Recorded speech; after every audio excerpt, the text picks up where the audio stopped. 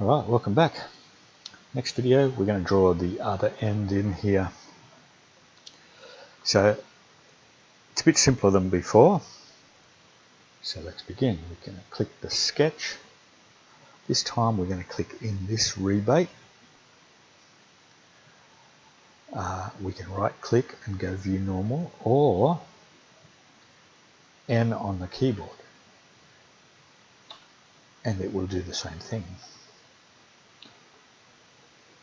Rectangle tool.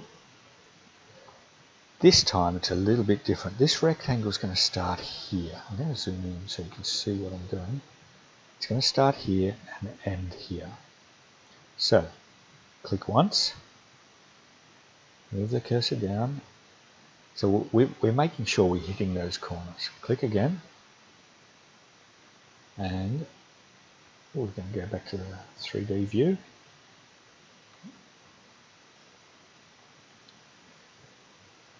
Sorry, that sketch is complete, so we can tick.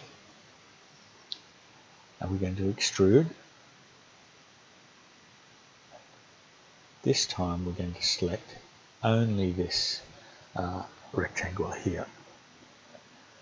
Remember, we don't want to add, we want to create a new part.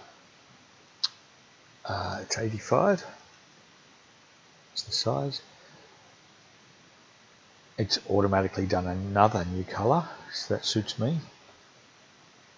And tick. So we've got three separate parts. That's indicated by three separate colors. If the color's the same, you've probably got it set on add rather than new. So we tick that, and let's rename this